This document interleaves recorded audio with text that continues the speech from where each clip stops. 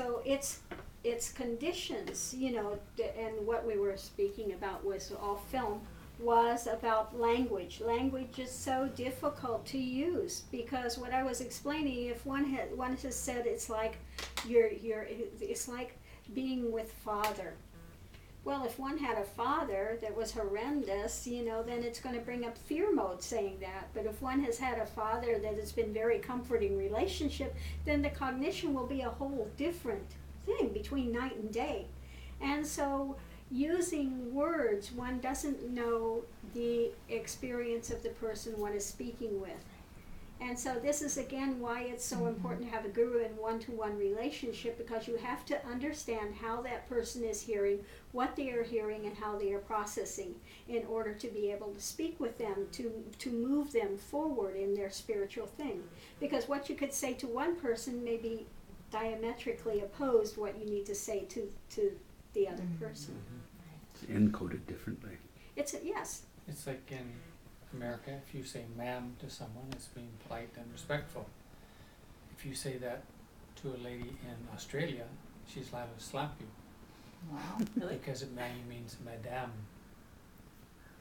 of a prostitute house. Ma'am. So that's that interference, like you trying to be polite, but in another society, that's not polite. So this is where... It's also the same with trying to speak from the point of realization and what it is, because there is no language in non-duality. We have to use the language of duality to try to explain what is the consciousness of non-duality, and that's almost it's impossible. It's almost impossible because every word we use will bring up something that stems from duality. So one cannot explain effectively about non-duality. Experience is the key. Well, we've also lost the telepathic communication ability that was available in ancient past. Yeah, and some societies still have that. The Aborigines, to some degree, have still that telepathic thing. So yeah, it's very difficult. It's very difficult to be a teacher and try to pull people along, to pull them out of where their mindset is, to pull them out of that conditioned mind into a spaciousness, into being beyond that fear mode. You're good. So far you're being a very good teacher.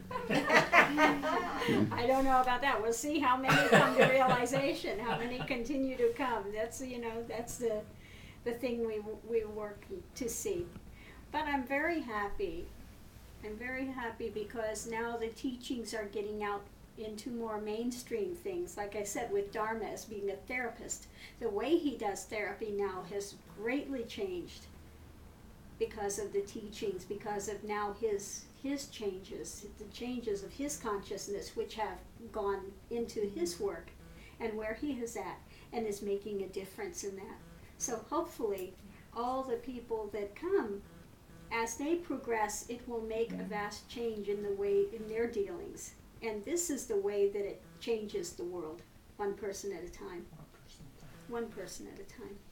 It's wonderful to go around saying, let's all have compassion and make this a well, what does that mean? It's language bound. It sounds wonderful, okay? It sounds wonderful. And yes, you give what you can give to aid humanity where you can. But let's really make a difference. Let's change the consciousness of where you're at. And once you get totally out of the suffering and off the wheel of suffering, then you can really give something to humanity. Can't be legislated. Nothing wrong with the Band-Aids of, helping people that are starving and you give that. There's nothing wrong with that. It's a wonderful thing that one is doing that, But let's have compassion for ourselves and get off the wheel of suffering, and then we can have a way to get others off the wheel of suffering. It's like, who's number one? Who's number one? I started to think of Who's Yeah, on who's first? on What's first? on Who's number one?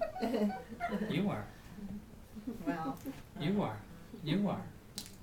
You have to believe in yourself being number one, because But if you don't look after yourself. this sometimes brings up the ego that's thing. right. That's Well, I'm just That's a thinking me though, if story. you don't look after yourself, One to has work to, towards yes. Like the realization. oxygen Yes. mask. There's a difference between working towards realization versus I'm number one in my world.